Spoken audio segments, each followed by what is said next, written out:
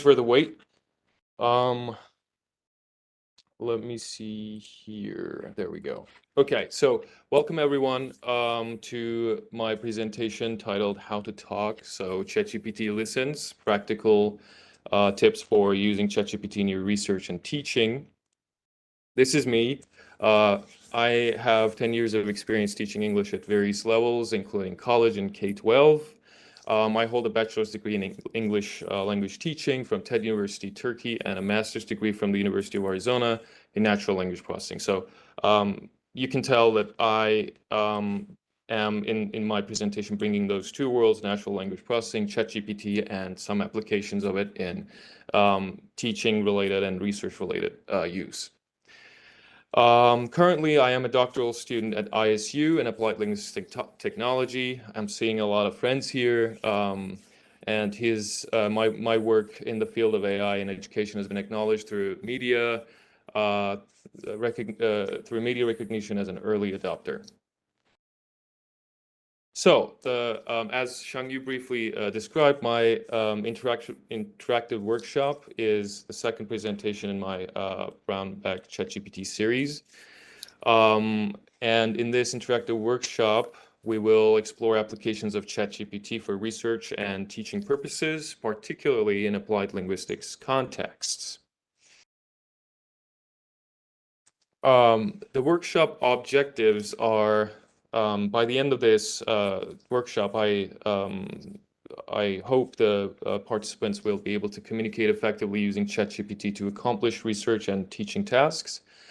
We'll be able to use ChatGPT for research-related tasks such as linguistic pattern recognition and data analysis, in addition to many other things, and use ChatGPT for teaching-related tasks such as lesson design and feedback.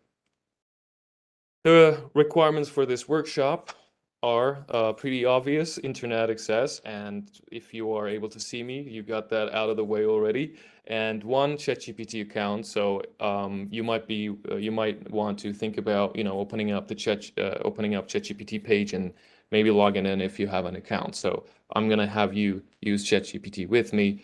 First, I'll demonstrate, and then I'll ask you to do a couple of things about it with it. Okay, so before we move on, I want to say hi to Aliona and Dr. Beckett too. It's so nice to see you. Before we move on, I would like to provide some refreshers from my first presentation in this series, which was titled Unleashing the Power of ChatGPT. So far, we're seeing the evolution of AI language models, and they're becoming big now. In the past, they were rule-based, which required us to come up with some rules, linguistic rules, such as, if a word has an S at the end, it might be plural, or it might be present simple tense, and the subject might be he, she, or it, or singular. But we moved to statistical models where we took features from the text, such as the number of adjectives or the number of nouns in the text, and then we used those features to predict stuff and do stuff about the text that we're dealing with. And then finally, we're coming to neural networks, which are more intricate, and they have more than one connection between themselves, much like it's inspired by our brain. Some people say it's not, but some people say it's our brain works like that too, many multiple connections. And we're seeing emergence of deep learning and transformer architecture. I briefly mentioned those. Deep learning is, again, very similar to neural networks. It's language models or AI models where you can look at data and find very intricate patterns, and we will see that it also is in correlation with the number of parameters a model has, which means the more parameters you have, your model has, the deeper patterns it's able to extract from the language you provide to it. So, and you'll see here in our example, currently we're using GPT-4. In the past, of course, there were 2 and 3, and 2 used 1.5 billion parameters. So it looked at language from a relatively simple point of view. Still, compared to statistical and rule-based models, it did an amazing job. But compared to GPT-3, look at the difference between those parameters: 1.5 billion parameters to 175 billion parameters, which means ChatGPT-3 was way more able to see intricate patterns in language that we provide. That's how it tricks us to thinking that GPT-3 is, or ChatGPT is very, very intelligent, because we tie intelligence with linguistic abilities. And then, of course, there comes the development of ChatGPT, which is built on the GPT-3 model. GPT-3 is not able to talk to you like, in the chat format that ChatGPT does, hence the name ChatGPT.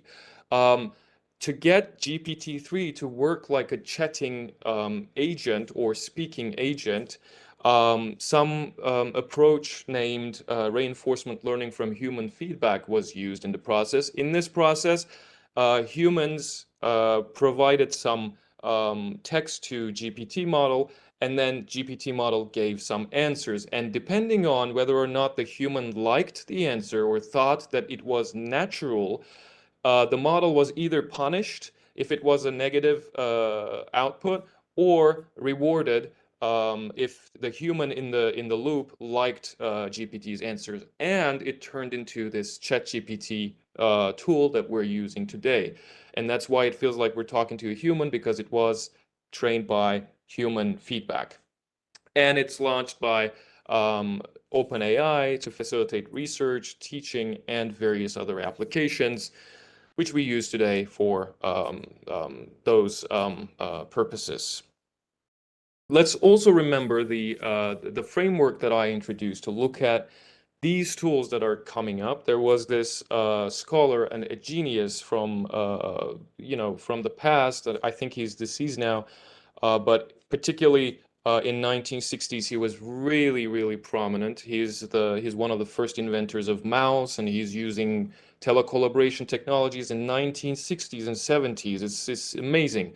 He comes up with this framework of augmenting human intellect, and he defines 4 concepts in there: artifact, the tool that we use to augment, improve our intellect; the language that we use to define tasks; and then methodology, how we use that tool, in this case it's ChatGPT; and training. And he says we need to train people about the methodology, the best practices of using these kind of tools that we hope to augment our intellect. So in our case, the artifact is ChatGPT. Language might be considered to be the prompt. Methodology is how we use the prompts, and training is what I'm hoping to do today to you as the audience, as in how we can, get ChatGPT, this artifact, to behave in a way that augments our intellect. Another thing is because we're using communication language, we're essentially communicating with the tool. Now, in the past, we were used to human communication more, but now we're having these models who can mimic human language. So we're essentially communicating with them too. The American communication theorist Barlows came up with a communication model which has 4 elements. So the source, in this case, to give an example from this presentation, I am the source of the communication. I come up with some type of message in my brain, and I encode that message using English to you. And then the sound travels, and my the messages coming from me, and it includes contents and other elements.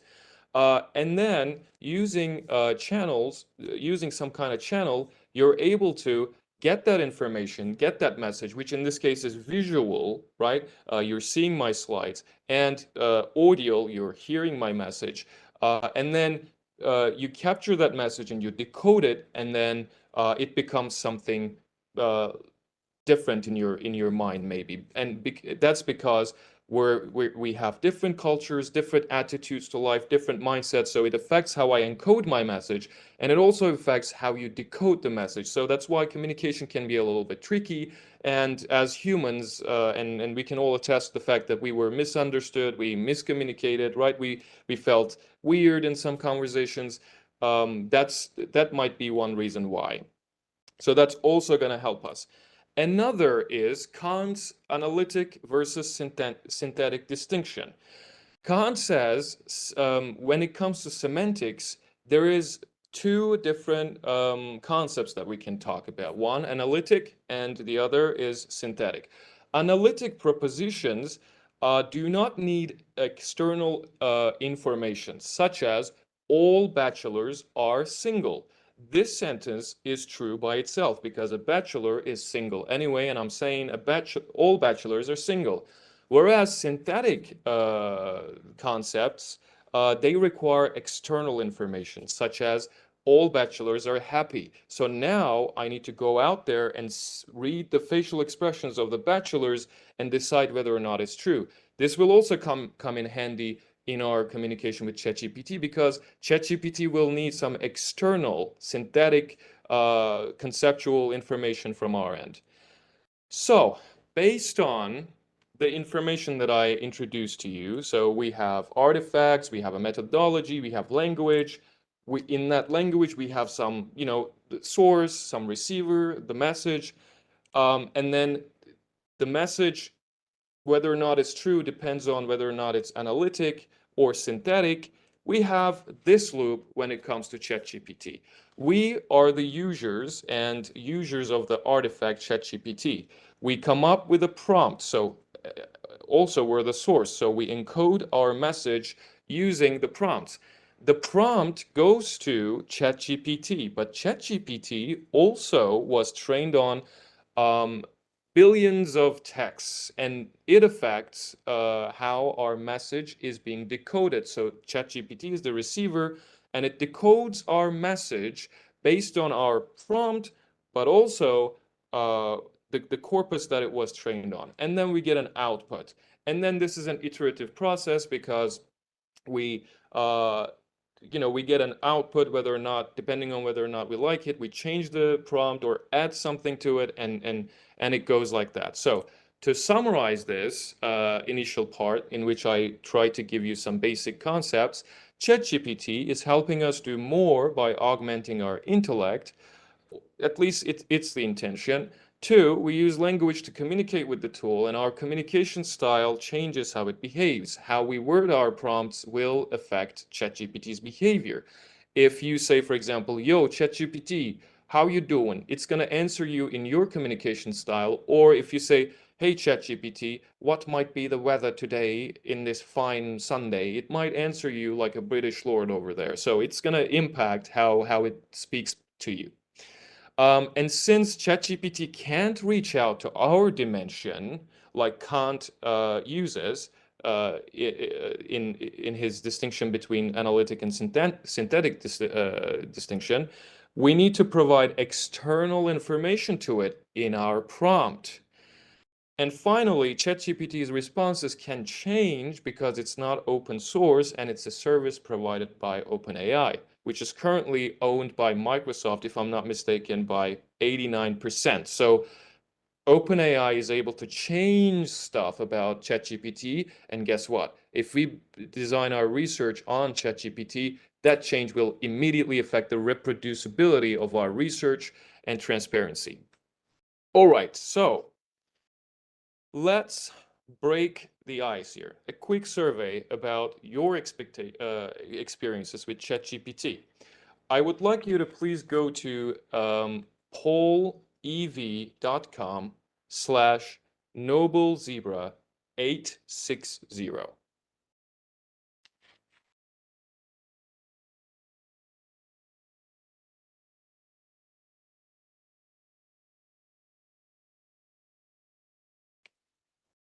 I will activate the activity, and then you will be able to see it.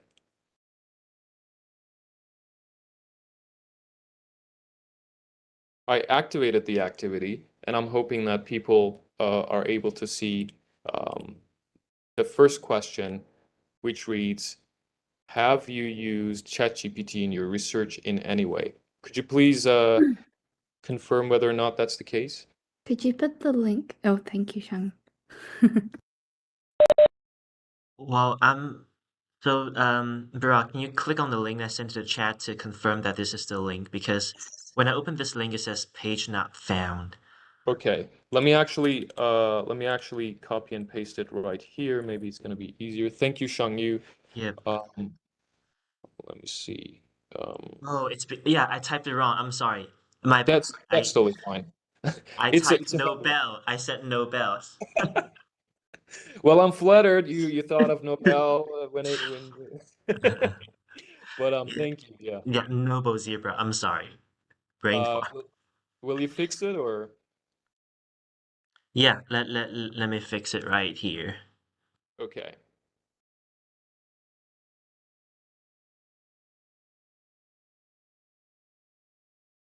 Okay, so thank you for the message.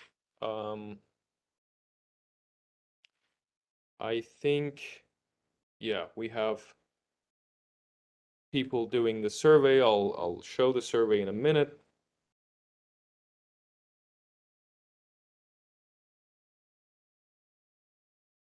People are currently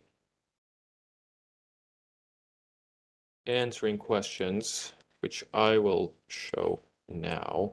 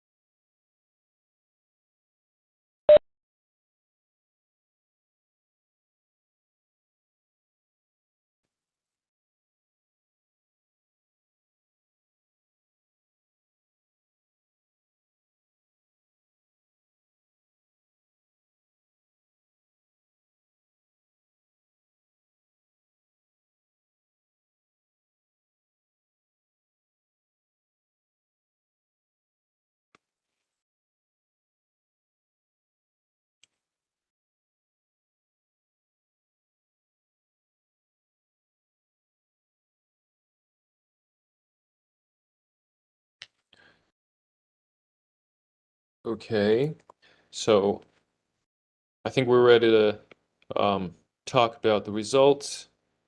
If you're typing your results, please continue to do so. I will just briefly talk about the common answers, or I'm seeing one or two answers. So, but it makes sense because we have a limited number of attendants and it looks like not many people use ChatGPT anyway. So, the first question is, have you used ChatGPT in your research in any way?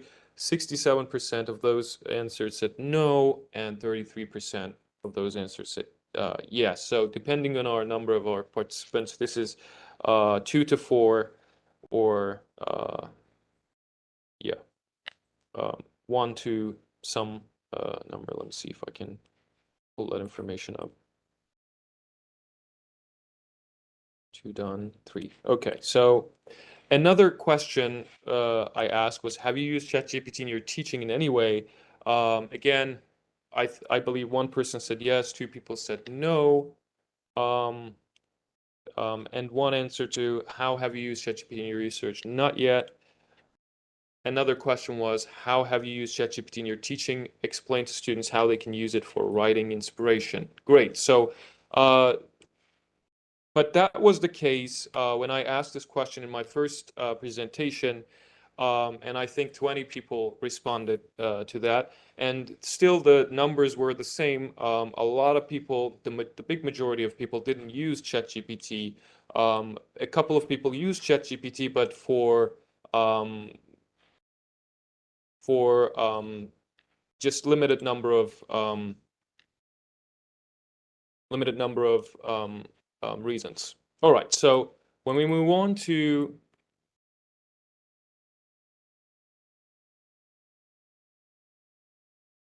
when we move from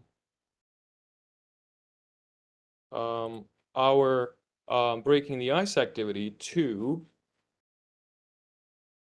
brainstorming activity, now I would like you to talk about how we can use ChatGPT for your research and teaching. And for that, I'm going to ask Shangyu whether or not we can. Oh my God. So.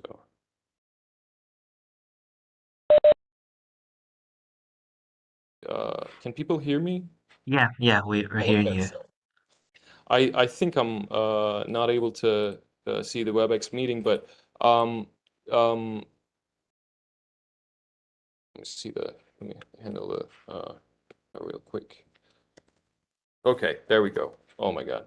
So when you have your WebEx recording your entire screen, so sometimes it moves the things around a little bit. So I'm just gonna go back there. So when you think about ChatGPT, how would you use ChatGPT for your research and teaching? And Shangyu, I wanted to ask you if we can do some group work here, or do you think, just taking some time to think about things would play nicely here based on the number of attendants?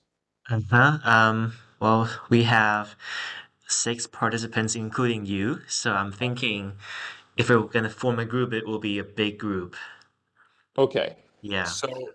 So let's have a couple of minutes, and then if people could type in the chat what how they imagine themselves using ChatGPT in their research or teaching, that would give me some points of discussion. If you have any ideas, if you don't, I'll have some ideas in the coming slides. So let's take 1 or 2 minutes for you to type in some possible scenarios where you see yourself using ChatGPT for research and or teaching.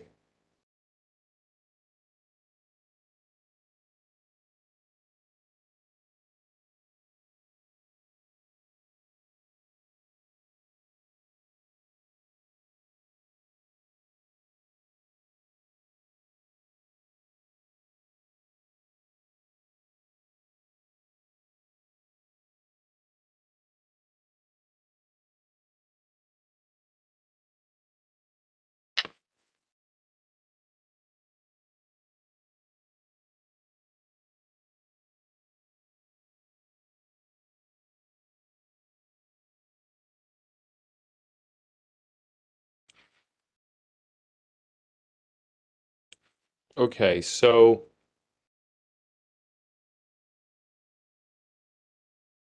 Dr. Beckett says she wants to use it for data analysis, which makes sense, and it can be used to facilitate that process for sure. Hannah says she wants to use it to improve her own writing. Um, and Dr. Beckett adds she also wants to use it for test generation.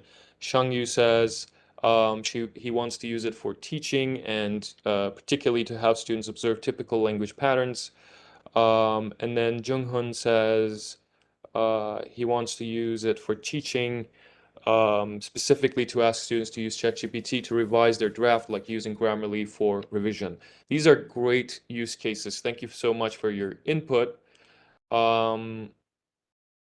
I hope I didn't miss anyone. And then Shangyu says, for research, specifically to write code to automate stuff. Yeah, I've been doing that and it's working pretty good. Pretty good. Yeah. Kind of scary too. All right. So we have a lot of uses people came up with, and they are very good examples of how we can use ChatGPT. So I'm giving you the gist now because we'll move on to the activities. Here's the gist of the presentation, and yes, it's in the middle. The gist of the presentation is we need to have a ChatGPT workflow before we move on to hands-on activities. We come up with a task, we define the task, we define ChatGPT's role, and then remember Kant's analytic and synthetic distinction, we provide all the external information ChatGPT needs to work on. So, what kind of research uses I came up with, and I will introduce you in a couple of seconds. But this is important, so let me repeat that. This is the gist I want you to take. Come up with task, define the task, define ChatGPT's role, provide external information. And I'll show you some examples too, okay? Some research uses of ChatGPT. Applications. Explain like I'm 5 for reading text. Imagine you're reading text and you have this tool next to you and you're reading a complicated text. Imagine asking ChatGPT, hey ChatGPT, explain this term to me like I'm 5 years old. And then ChatGPT uses this language, metaphoric language. You know, it talks about, let's say you have 5 crayons and one of those crayons is go in there and stuff. And you can't believe how easy it makes ChatGPT makes reading hard text for me when I use this particular aspect of ChatGPT. I simply, whenever I come across a hard concept, I ask it to explain it to me like I'm 5. Even better if you provide some context, right? If you provide this, the paragraph that you're reading, external information, and say, what does this concept mean in this particular context? Then it will understand what you're talking about better. Summarizing of research articles. What I do is for example, sometimes give me points of methodology. I copy and paste the methodology of a paper, and then I just ask, for example, questions such as, what's the number of participants? What kind of research methodology this paper uses? And things like that. Content generation. Sometimes coming up with research questions are hard, but you got the abstract out of the way. So you put abstract in ChatGPT and say, what could be one possible title for this research? Or what could be the potential research questions for this abstract that I'm writing? What kind of methodology do you think? Let's say you got everything out of the way, but methodology is kind of tricky. Explain to me what kind of methodology I should use in such a study. Give me options and explain why you think you propose that methodology. Cohesion tool. Sometimes we write a lot of text and then we're like, something doesn't feel right, although all the information is there. So I put that text to ChatGPT and then have it, like a puzzle, play around with my text and connect the bits that I couldn't connect very efficiently, and just based on that cohesive analysis that ChatGPT did and made the changes that ChatGPT did, my text looks all the more better. And then information extraction, this can touch on Dr. Beckett's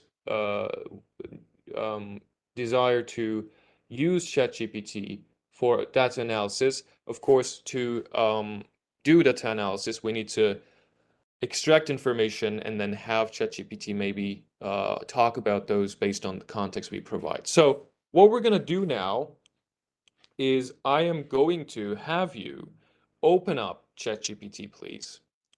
And then I'll give you some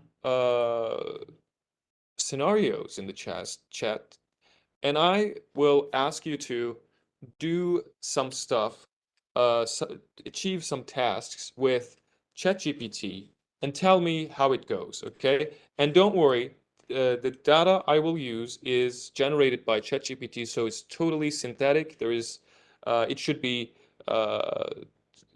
and because it's for educational purposes, copyright infringement or those kind of things shouldn't be an issue here. So first of all, I will want you to ask ChatGPT to define, I'm sending the text, okay? So task is find out what epigenetic modification means in this context. And I'm sending the text now.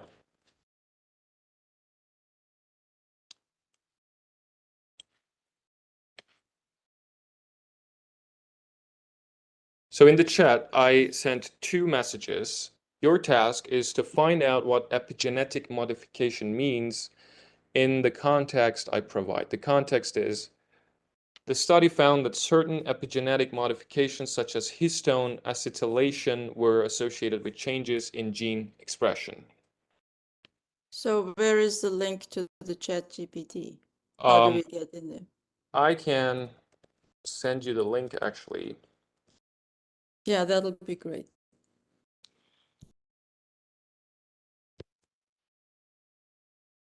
Thank you. Definitely. That link should work. It might require some sign up process, but if you need any help, I can provide that to you. Okay, sign up. Yeah, it says sign up. Let me see. Sign up, email.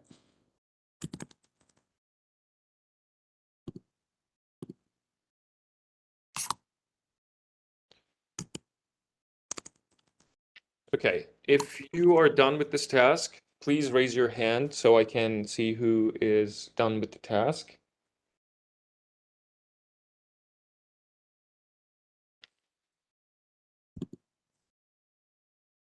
And if you're having any connection problems or logging in or signing up for ChatGPT, please let me know so I can provide assistance.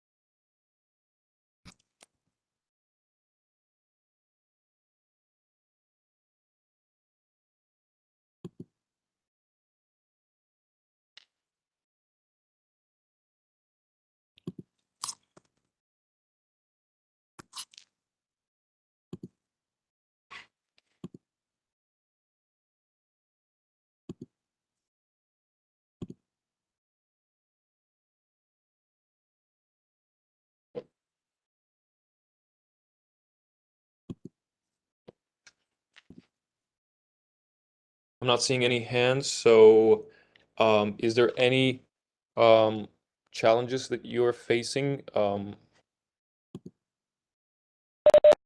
Mine is still answering, so Still answering, okay. yeah. That's nice to know. Is it slow, Shangyu, or? Yeah, a little bit, and the answer is pretty long, so very surprisingly, it's very long.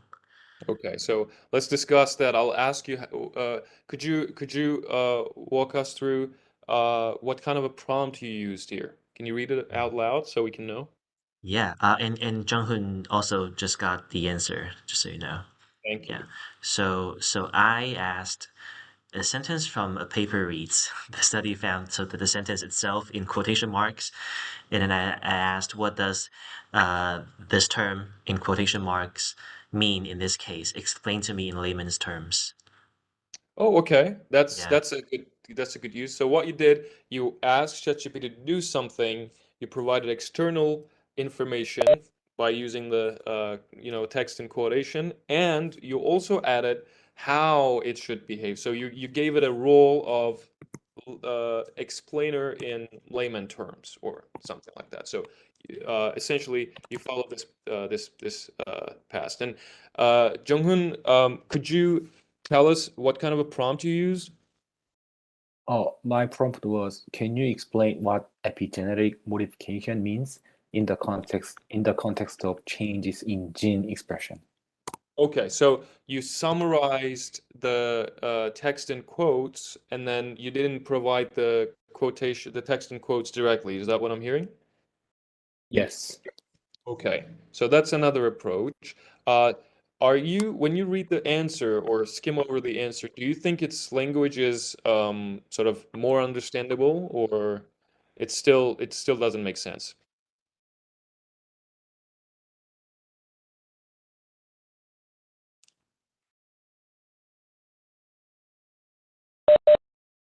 For me, they still have a lot of words that I am not familiar with, and I don't think it's because of my English. It's words I've never seen before. It's very technical, right? So now let's try a second prompt in which we instruct ChatGPT to say, explain it like I am 5, and see how the answer changes.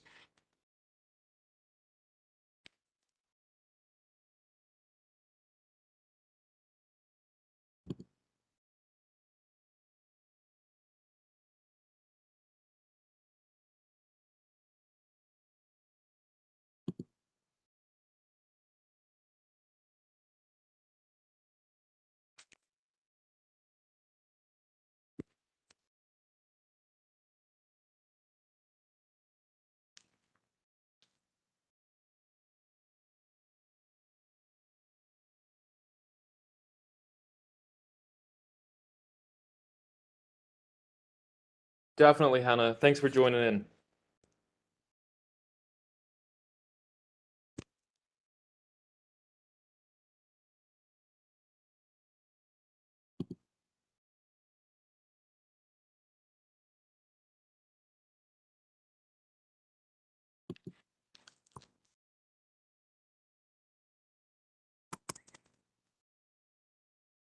Explain.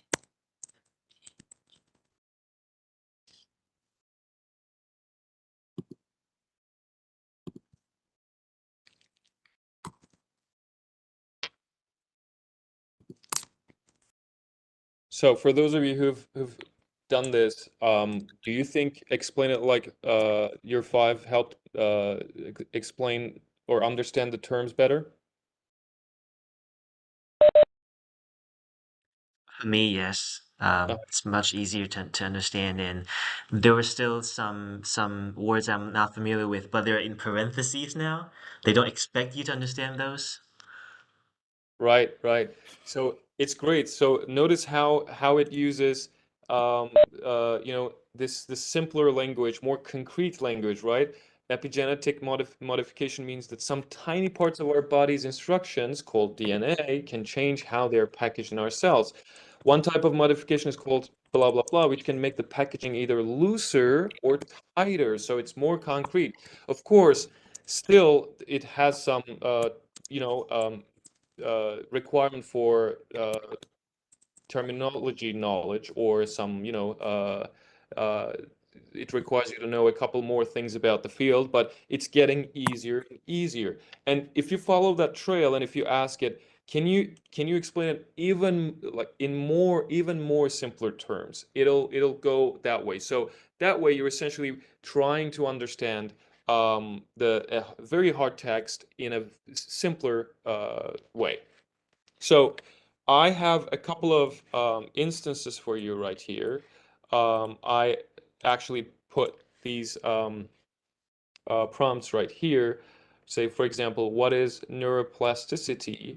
And I give ChatGPT an example, and then it explains me the term. But notice the language we use changes its behavior. So if you directly say what's neuroplasticity, it's going to answer with harder terms, and it's going to almost expect you to know what what neuroplasticity means in this field. But if you use terms such as explain it to me like I am 5, or use it in more simpler terms, or like you did, Shangyu, like in layman's terms, it's going to make it even more easy or easier.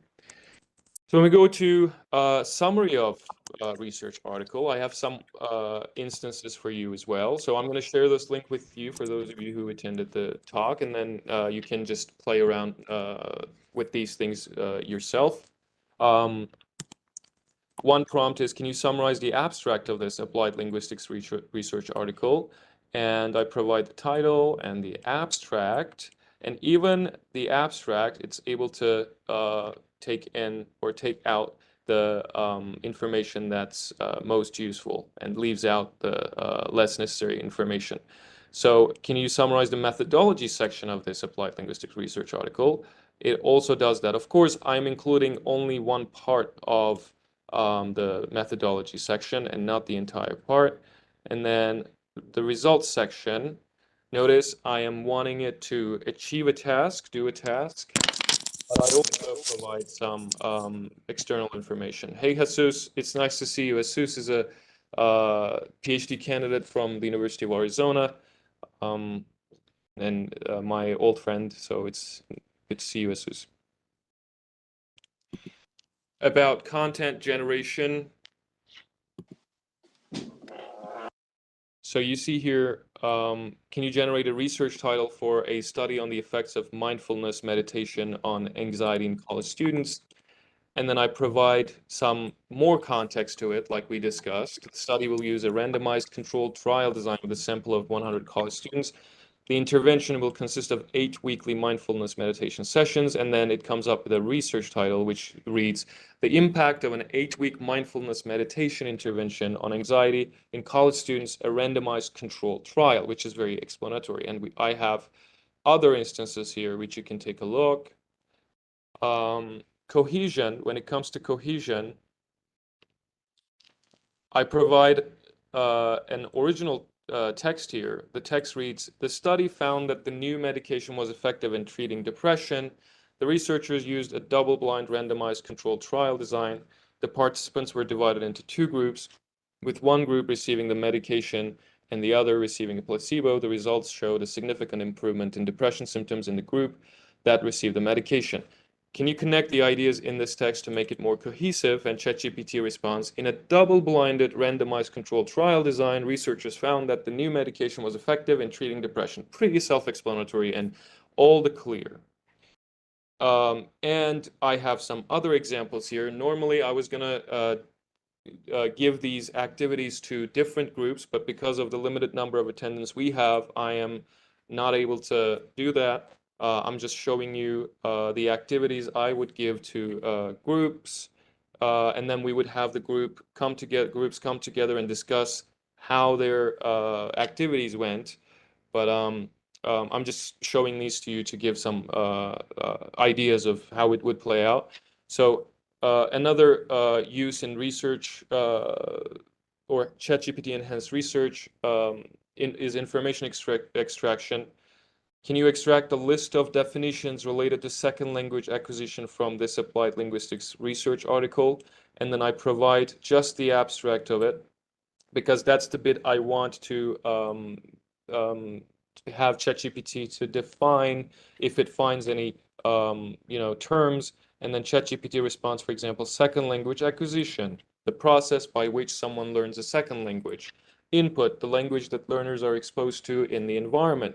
And it's able to do that in different contexts, such as can you extract a list of research questions and methodology from this applied linguistics research article? So I only provide the abstract, and it's given me possible research questions of this article and possible methodology, or based on what little information the paper gives in the abstract, it's able to give me as much information as it can.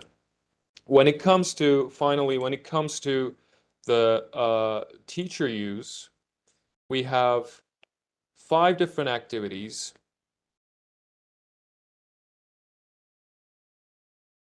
and we can use it as a summarization tool, summarize students' work to get the idea, the main points immediately. Communication tool, for example, we're writing emails or announcement to students. We can describe what our announcements are going to be about or email will be about, and ChatGPT is able to do that as well. And it has another advantage, which is, for example, if you have an emotionally charged email from the student, you can ask ChatGPT to be kind. It can be hard for us to be, in that mindset sometimes, but ChatGPT, you can make sure that you can be sure that ChatGPT will address the email in a less emotionally charged way. We can use it as a feedback tool based on the rubrics that we provide to ChatGPT. We can have it look at the style, the word choices, and whether or not the student answers a particular question and how the student answers the particular question. Lesson planning tool, we can describe the duration of the lesson, we can describe the activity, the reading that the students already had done, and then it can come up with a lesson plan for us, and then activity planning. Again, we can have it plan activities for us. And one example, for example, lesson planning I want to show you is I asked ChatGPT, can you provide a detailed lesson plan for an upcoming class on Shakespeare's Macbeth for a high school English class? And I Khan suggests, right, or makes the distinction of the class. I provide some external information. The class is a 75-minute period. The students have already read Macbeth and have a basic understanding of the plot and characters. The class will have access to projector and screen. So I'm given as much external information as possible, and ChatGPT gives me a detailed lesson plan. Not only that, but also the time estimation. So introduction, begin class by reviewing the main characters and plots of Macbeth. And presentation analysis, show clips from film adaptations of Macbeth. Discuss the clips with the class. Divide the class into small groups and assign each group a scene from the play that illustrates ambition or power. So as you can see, it's able to do that. Another example I want to show you is from using ChatGPT as a communication tool with the students. So I have here an emotionally charged email from a student, which reads, I can't believe I got a C on my paper. I worked so hard on it and put so much effort. But then ChatGPT responds based on the prompt, can you provide a response to an emotionally charged student email about a grade? Dear student, I understand that you're disappointed with your grade on the paper. I take all student work seriously and try to provide thoughtful feedback that will help you improve your writing. In terms of grade, I arrived at it through careful evaluation and yada, yada, yada. So I'm not saying directly use this, but let ChatGPT give you some ideas. I think that should be the motto. Because there are such tools as AI classifier, which can see whether or not you use AI in your answers, particularly if they are longer than 1,000 words, because they are getting better the more words you use. So I wouldn't immediately take ChatGPT's answers because of obvious reasons, and also because we need to be, as researchers and teachers, careful about how we use ChatGPT, and we shouldn't use it in a way that that'll do everything for us, because then why need humans, right? But we can have it inspire us, ground us, and provide us with some ideas. Closing up my presentation, I think this turned out to be a presentation. I intended as a workshop, but one more time. ChatGPT is helping us do more by augmenting our intellect. We use language to communicate with the tool, and our communication style changes how it behaves. Since ChatGPT can't reach out to our dimension, we need to provide external information to it in our prompt. And ChatGPT's responses can change because it's not an open source software or app, and it's a service provided by OpenAI. In order to benefit from ChatGPT, to a great level or in a great way, we need to come up with a task, define the task, which will have us think about the task, define ChatGPT's role, provide external information, and have ChatGPT come up with something. And then this is an iterative process, so you can do it. So thanks for listening. I enjoyed this talk a lot, and thank you all for showing up and listening to my conversation. We can have some questions if you have any. Thank you very much. Yes, thank you very much, Burak. So now we're open for questions. If you have any questions, unmute yourself and just ask. Yeah, thank you. I finally got to play with it a little, and I asked it to tell how Michael Thomas would define or differentiate TBLT and PBL. It came up with a few paragraphs, which I will read later. I can't do Oh, it very that's quickly. awesome. Yes. As I mean, as a very well-known researcher in this Yeah. field, I'm really curious as to whether or not its answer will satisfy you, Dr. Beckett. It would Yeah. be such a nice topic of discussion, I think, in the future for us. Thank you for your kind words. And so when you say it's open AI, does it mean it's open source, or is it something that but the question really has to do with if ChatGPT or GPT were to be utilized for something like an article writing, Mm-hmm. should it be, how is it acknowledged as a co-author? And That's who's going to sue us for making its tool uh-huh. to help us write the paper? That's a very good question. So you have two questions. One is Mm. OpenAI and open source. OpenAI, the first time the company came to be, it was a passion project, I'd like to think. And people who founded OpenAI said, AI is becoming a huge thing, but people don't know how they work. So we need to come up with a organization, a nonprofit organization in which we, let out these kind of technologies and let public use them. But then what happened was, as they grow and grow, a lot of companies were interested in OpenAI because they, with ChatGPT particularly, they were one of the first organizations that gave us a conversational agent that could do a lot of stuff. Um, they sort of forgot that open part of AI, and now they are not seen as so open by other people in the AI community, and there is some push to have open source collaborative uh, uh, projects like ChatGPT so that they can be completely free and we know how our data is used. As a side, you need to opt out of ChatGPT's data, your data use, because automatically when you use ChatGPT, the data you provide to it can be used by OpenAI. So if you type OpenAI data opt-out form, if you fill it, you ask OpenAI to not to use data. When it comes to your second question, how do we cite ChatGPT or any other generative tools? MLA just came up with this, I think recently. MLA, let me show you the website actually right here. So it came up with this citing ChatGPT and other generative AI, and it has some useful information right here. ChatGPT wants you to put a disclaimer in any text that where you use ChatGPT, and you can reach that disclaimer or find that disclaimer online if you type ChatGPT disclaimer from OpenAI.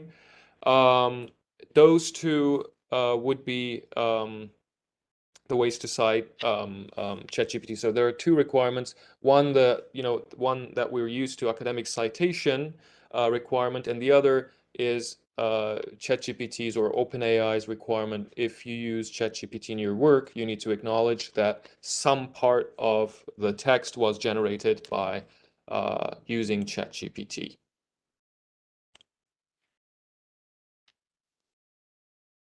I hope that answered your question. If there's any other questions, thanks, Jesus. Oh, thank you. Sorry I joined in late. Can't Yeah. wait for a part 2 of this so we could also dive into the actual workshops that you had prepared for us. Mhm. And I was just honestly wowed by this. I'm happy that you have to cite, you know. It gives credibility to one, those who don't use it, and of course, let people know that you are using it. I like that. Yeah, thank you. Appreciate you. Thank you very much for your comment. I think it's very important for us as researchers to have that always in mind, right? Like citing the source, and that way we know what data was used um, where, right? Thank you for your comments. I would like to point out that it's past 1 p.m. So if any participants need to leave, feel free to. But if you want to stay for a couple more questions, Burak, do you still have like a couple more minutes for Q&A? If you do, then yeah, we can still have a couple more minutes to discuss. But if you need to leave, feel free to. Yeah, Mhm. I do have a couple of minutes. If you have any questions, I'm very happy to answer those. Yeah, just want to see how everybody's doing. When's part 2 coming? Part 2 is coming next month, Jesus, and I have got Yes. some good news too. Sage Publishing actually asked me to, or wants to commission me to write a 5 post series on their official website, which they will market to other people through their emails as well. So Sage Publishing, this is just huge for me. And it's This such is a great awesome. Yes, acknowledgement. congratulations. Yes. Thank you so Congrats. and when I feel the support of my friends like you and Aliona and Dr. Beckett and Shangyu and Junghoon who also participated in the first one, I'm just like, this is a dream coming true. So thank you for showing up. If you don't have any Yeah. questions, um, then I think Shangyu, we can call it you know, a day here. Yeah, Yeah. definitely. Thank you very much for participating in this Brown Bag session. And yeah, we'll have more to come. So stay tuned for our emails. Thank you very much. Shangyu, sorry to interrupt, but I wanted to say, Aliona, you were trying to speak, I think, but Yeah, no, I was, but I think it's a bit too late, so but I'm willing to hear you. Shangyu, do we have like yeah. 2 minutes? Definitely. So if you need to leave, feel free to. Thank you for participating. But yeah, Birag and me and yeah, we can still hang out for a few minutes. So thank you, Thank you. everybody. I was thinking about someone when, you talked about use for teaching. Someone said ask students to use ChatGPT to revise their draft like using Grammarly for revision. And I already used it with my students in that way. I was just because, it's interesting how it actually really does correct the grammar errors or whatever, but it doesn't. It just here is the corrected sentence, okay, and it gives you the corrected sentence, Mhm. and it doesn't tell you what it corrected. But I mean, it's actually a good thing because you can explore with your students, like, let's look at what it corrected and why it corrected it. But what I was, it's actually good because we can use our critical thinking and train our students to use it. But what I was getting at is, do you like think that because ChatGPT is a GPT thing, it will be improved, right? Do you think that it will get at this corrective feedback where it actually tells you what is corrected and why, or, you know? That's a great question, Aliona. It's getting better. Recently, GPT-4 was opened up for premium users, for which you need to pay $20 per month. I'm using that one for research purposes, of course. And it's way better than GPT 3.5 that ChatGPT currently has its users use. Um, you can always change your prompt to have ChatGPT to justify its decisions, right? And also tell you which parts it worked on or it changed in its answer. So the more you want it to do, the more it's able to do. I think one more piece of advice that I could give to people as well, if you're not getting the response that you want, always include more information and make sure that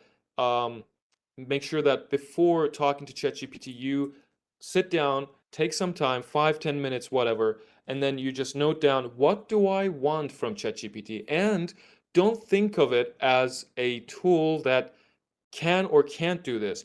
Treat it like it can do anything. I will just not be limiting myself by, thinking that it's not able to do this one thing.